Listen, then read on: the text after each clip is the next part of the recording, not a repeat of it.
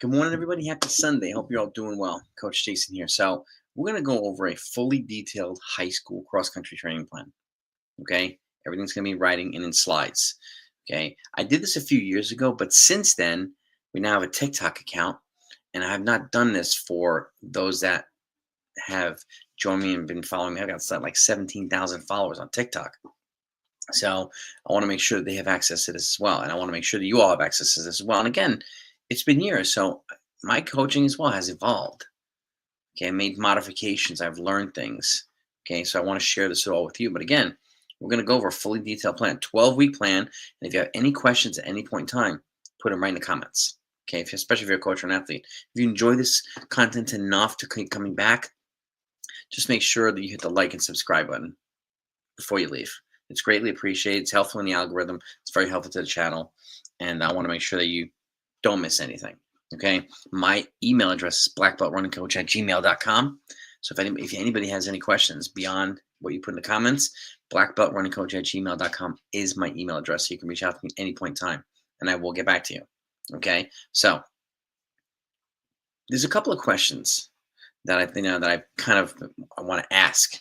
And you let me know what your preferences are. And what your preferences are is okay for high school cross country training. Next Sunday, I'm going to do a college cross country training plan, fully detailed as well. You'll see the difference between high school and college. But a couple questions I present is, do you prefer miles or minutes? Some people prefer one, some people prefer the other, and it's totally fine. Okay. And the consistency of training is important too. Your frequency of racing is important as well. And again, you will see in this, I plug in some races as well, and I build a training around the races. Okay. Long runs. It's important. How do you fit in the long runs in a cross country season, in racing season?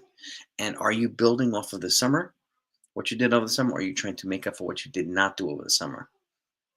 These are important questions that I feel the need to ask. And again, it's up to you to decide whether you want to ask yourselves the questions or ask your athletes this question or ask your coaches this questions, right? And again, miles or minutes. What's the logic behind that? Well, some people prefer miles. What do I mean by that? So, and why do I mention long run? So, long run is essentially 20% of your weekly mileage, right? So let's just say you're running 50 miles a week. The long run should be about no more than 10 or no less than 10 miles. Okay, building towards it. Okay, but if you happen to run, and let's just say we base it off of 7 minutes a mile. University of Wisconsin, they had something called the Badgers Miles, right? They called it Badger Miles, and they based it off of 7 minutes, even knowing that their athletes ran faster than 7 minutes per miles. But they just said, we're going to run 70 minutes today. And they'll calculate it at 7 minutes pace. So they say they're running 10 miles, right? Well, we're going to run 84 minutes, 12 miles. And they usually get in more. But that's how you plug in the long run if you like to revolve around minutes, okay? And again, the semi-long run is essentially about 75% of the long run. Okay, so if the long run is 12 miles, the semi-long run is 9, right? If the long run is 10, semi-long run is 8, and so on. Okay, 75 to 80% of your long run volume. So just wanted to put that out there numbers-wise. And in minutes as well. If your long run is 70 minutes, your semi-long run is going to be about, let's just say, 55 minutes or something like that.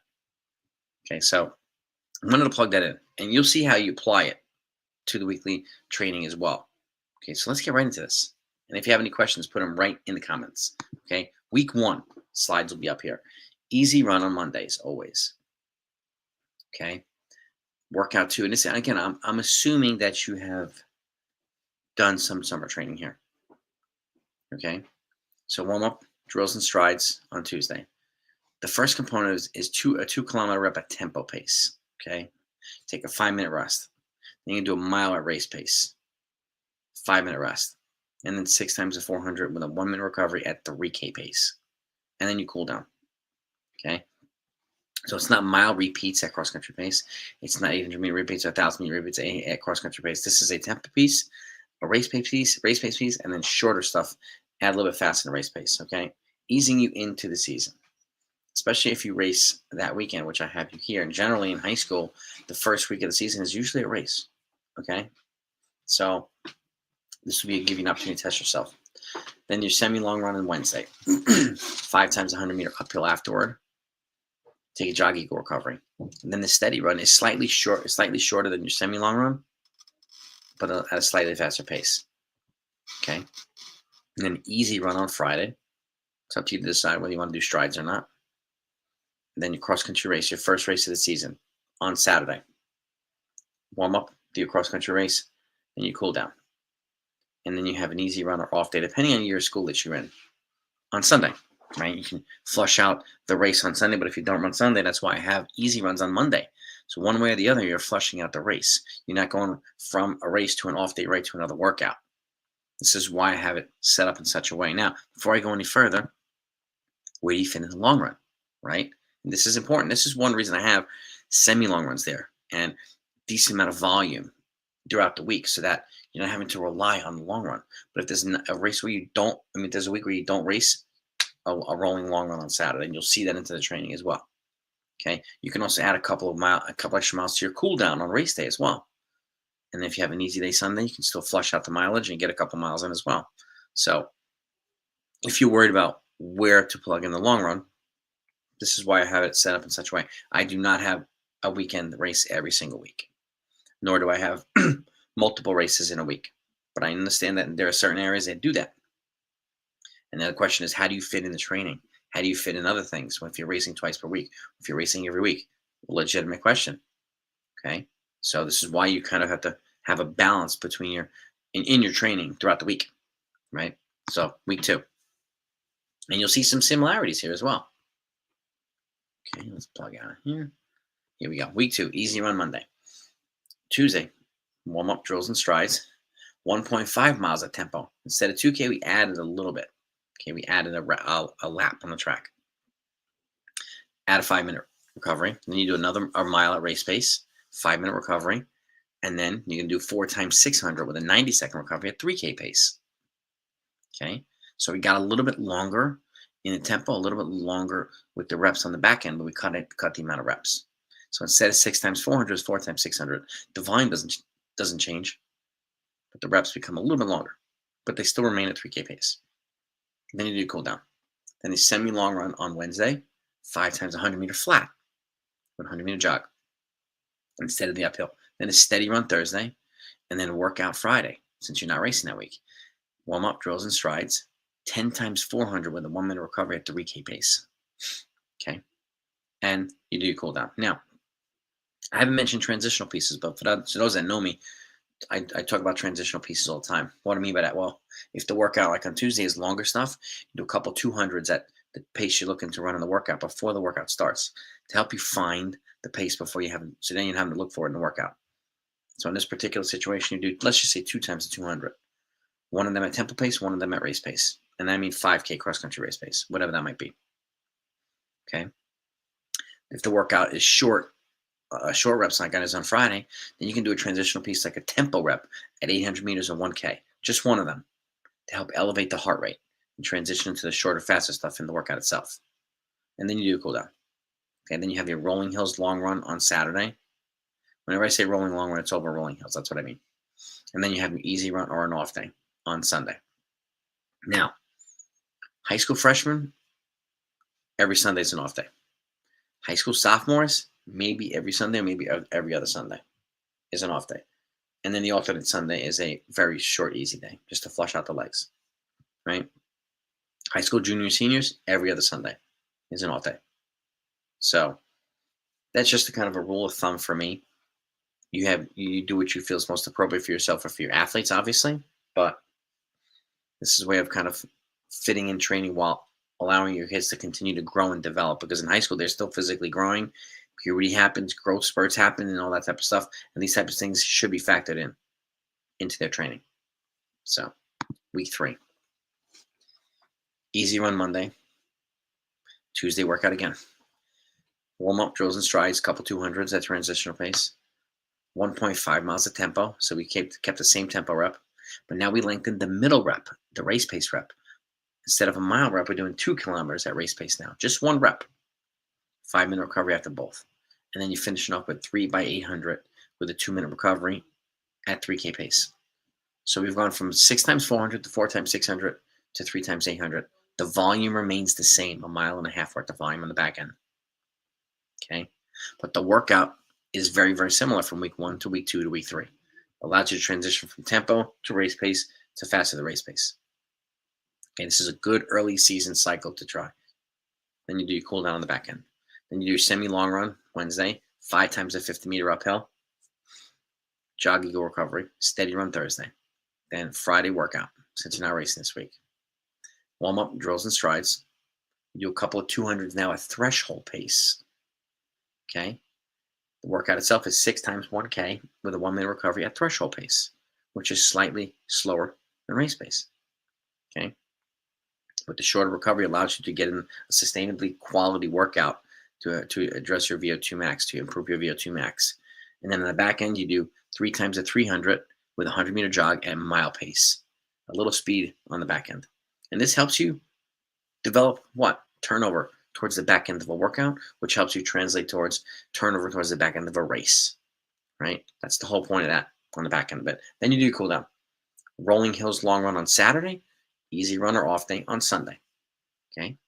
Now week 4, you'll notice a little bit different now. We also incorporate a race number 2 that weekend. Okay, easy run Monday, workout Tuesday, warm up drills and strides. Do a couple of 200s at 5K pace and 3K pace. The workout is 8 times the 600 with a 200-meter jog recovery. Now it's race pace rhythm work. At 5K pace, progressing towards 3K pace. Last rep or 2. Cool down. Wednesday, semi-long run, 5 times 150 meters on the flat. This also helps you flush out Tuesday's workout out of the legs. Jog equal recovery. Steady run Thursday, easy run Friday. Warm up, drills and strides. Cross-country race number 2 on Saturday. And then you do cool down. You can add to the cool down, or you can have it remain the way it is. Okay. You don't always have to add to the cool down, especially if you have workout or weeks where you do not have races. You'll have enough long runs in the training. Okay, and then easy run or off day Sunday. Now, week 5. Easy run Monday. Warm up drills and strides on Tuesday. Do a couple of 200s at tempo pace. Now the workout is 3 miles at tempo, a consecutive 3-mile run. Take a 6-minute active recovery, and you do 6 times a 400 on the back end with a 2-minute recovery. Progress from, let's just say, 3K pace down to mile pace. Short and sweet. But if you can do that type of stuff after a tempo, that's a good thing. Then you do a cool down. Wednesday, semi-long run, 4 times momentum hills. Okay, momentum hills, and you could do 2 and 2. Let's just say you're doing 50 meters flat into 50 meters uphill. This teaches you how to have momentum going into the uphill. Or you can do 50 meters uphill into 50 meters flat afterward. Teaches you how to go up the hill and recover after the hill. You can do them as you see fit. Okay, so 50 flat into 50 uphill, or 50 uphill into 50 flat. It's a good way of simulating some cross-country situations. Jog equal recovery. Steady run Thursday. Friday, workout. Warm-up drills and strides. Now you can start playing with multiple paces. Right now, we're approaching the season where races start to get a little bit more aggressive, right? And the weather starts to cool off a little bit. So we can start to play with some different race paces as well here. Warm-up drills and strides.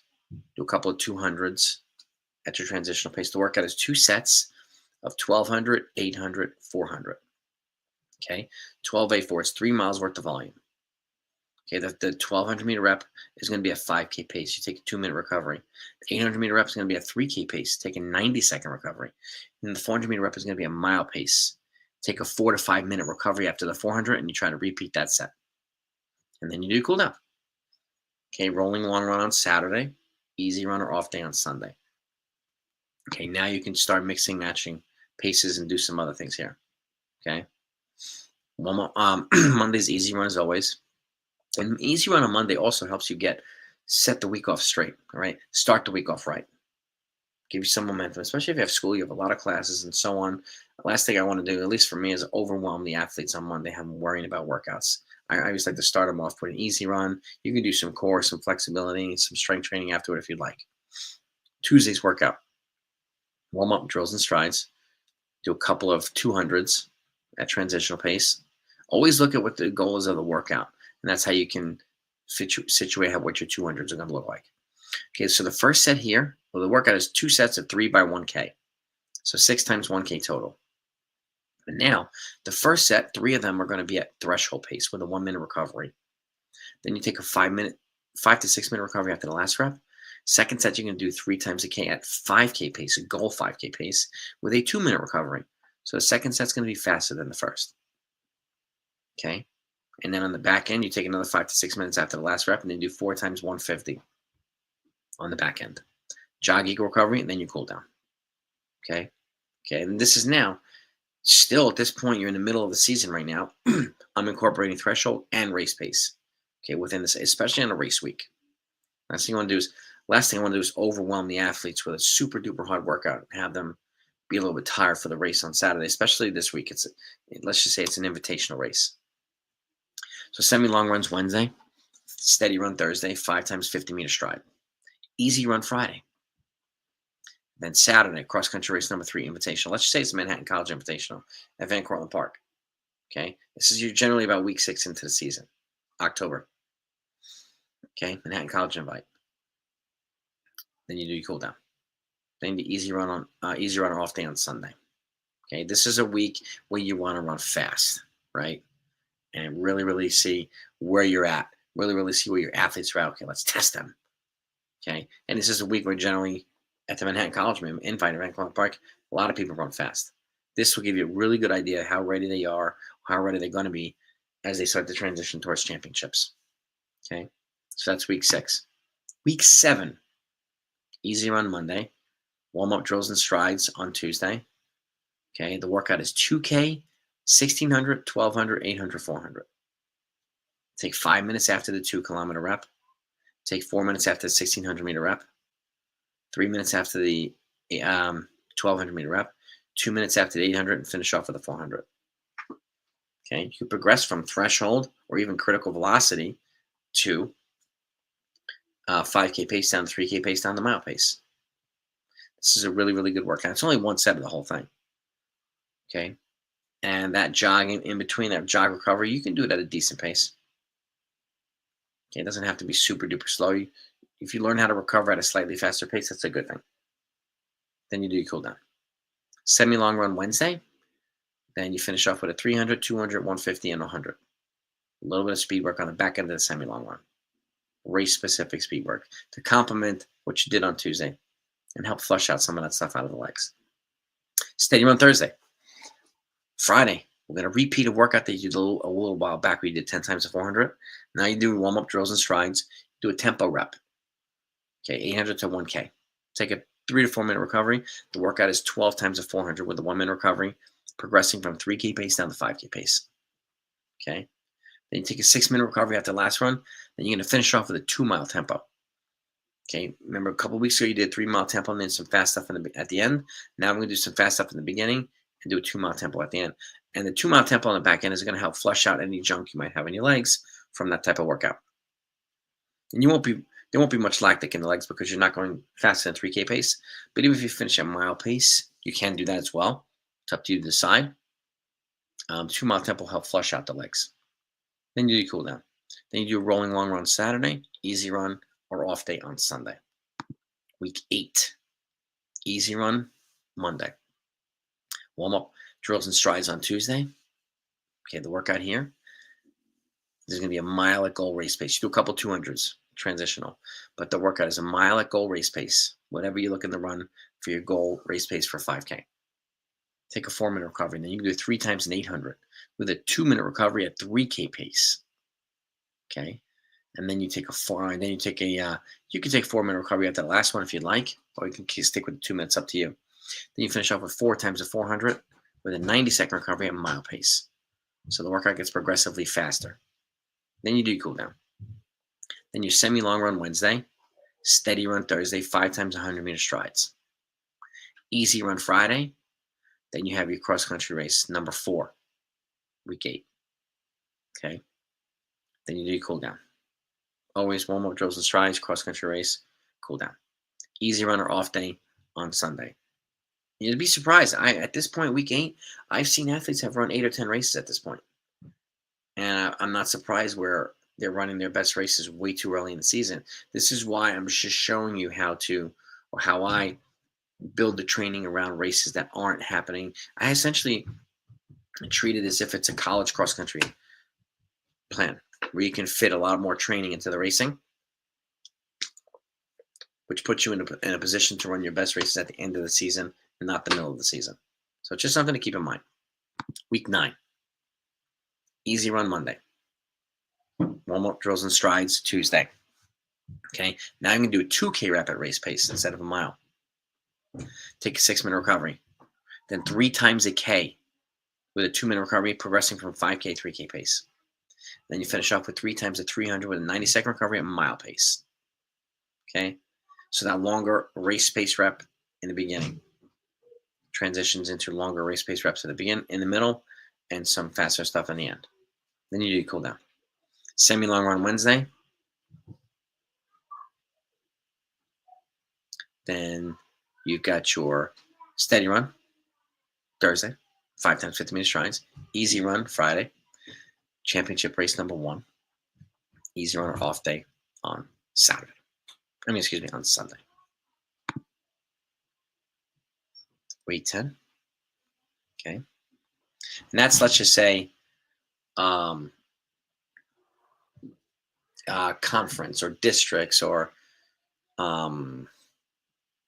whatever it might be around counties or whatever you might want to call it, right? Whatever that championship season starts. But this is the beginning of championship season. Now, weeks 10, 11, and 12. Before I go any further, this is when I start tapering the volume. Okay, I start and I drop it at week 10 and then I stay there weeks 10, 11, and 12. It's up to you to decide when you want to do the same or whether you want to do something different. Let's just say you're at 15 miles a week. I drop it down to like 38 or 40 and I stay there for the last 3 weeks. Okay, that way the body has a chance to adapt to the lower volume instead of dropping it every single week, because you have to adapt to every drop every week as well. So, if you're at 60, you go down to 45. If you're at 40, you go down to, let's just say, 30. But you stay there for the last 3 weeks. Okay. So Monday's easy run. Tuesday, warm-up drills and strides. 2-kilometer rep again. Okay, at race pace. Then you do 5 times a 600 with a 2-minute recovery.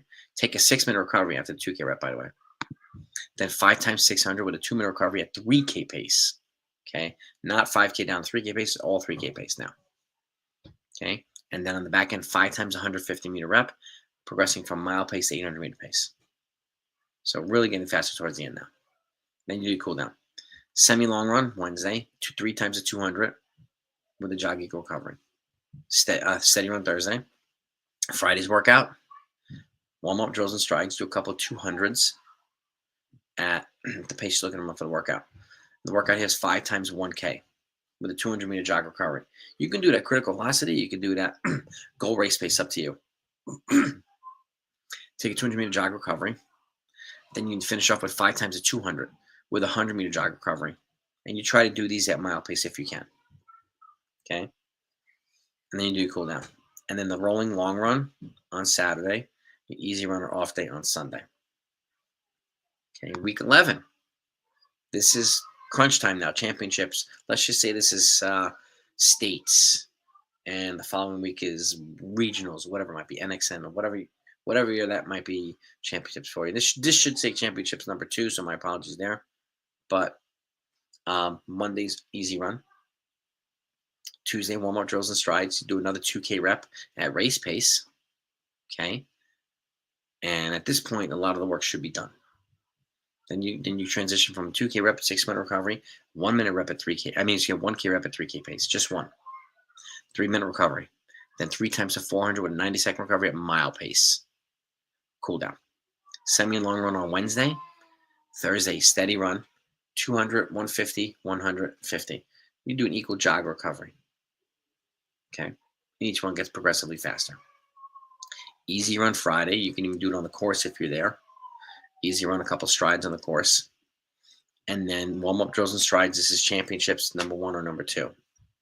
Let's just say, again, this is states or districts or whatever it might be in your area. And then you cool down. Then easy run or off day on Sunday. And week 12, the final week. This could be states. This could be regionals. This could be whatever it might be. NXN regionals. It really depends on where you're at in your cross-country season and when in the season you start. Okay. Week 12, easy run Monday. And remember, like I said, the volume's already down. You've already tapered back the mileage. So this is it right here, week 12. Tuesday, warm-up drills and strides. You're going to test yourself at a mile. Test your athletes at a mile. 1 mile time trial. Take 8 to 10 minute active recovery. And then 3 times an 800 on the back end with a 1 minute recovery at threshold pace. That's going to help flush out what you did in the mile. Okay, so that's not really zapping your legs. And then at your threshold 800, you do 3 times 150 meters with a jog equal recovery if you like, or a walk equal recovery, just for some turnover work. But the key is here. You'll get a really good idea where you're at, where your athletes are at with the 1 mile time trial. This is one of the things I do before the cross-country season starts to help set training paces for everything. Now you can test their progress, testing them again at the week of championship, the major championships. Then you do your cool down. Semi-long run Wednesday, steady run Thursday with 5 times 50-meter strides, easy run on the course again on Friday, and then Saturday's go time. Warm-up drills and strides, championships number 2, whatever it might be. Like I said, states, and extends regionals, Foot Locker regionals, and so on and so forth. Okay? Then you do your cool down. Then you do easy run or off day on Sunday. Okay? So that's 12 weeks right there, a fully detailed high school cross-country plan. And again, like I said, I plugged in the long runs, plugged in other things as well. And when you start doing threshold stuff and critical velocity and tempo runs, this is the types of things that's going to help you develop your fitness, help you enhance your VO2 max. That's going to make it easier to, if you want to outkick people from 600 meters out, 500 meters out, instead of waiting for the last 100, you can do that because you'll be fit enough to withstand it. And the reason why I do the turnover stuff on the back end of it is that if you are also in a position where you have middle distance runners there, right, what you're racing against, and generally, if you're 200 meters left and you have a bunch of fast middle distance runners around you, they're essentially going to have the edge in terms of turnover and finishing speed. So you don't necessarily have to rely on that if you don't want to. This is why I had the training set up the way that I do, and the long run to help continually compound that strength. But like I said, if you're racing more frequently, you modify the training accordingly. If you race every Saturday, then I encourage folks to do workouts every Tuesday and a little bit of light speed on Wednesday if you can. Okay, some people do them on Wednesdays. Understood there as well. If you race twice per week, the question is, where are you going to fit in your training? Where are you going to fit in your long runs? How do you fit stuff in? How do you recover from racing twice per week, especially if you're doing it for 8 or 10 weeks straight?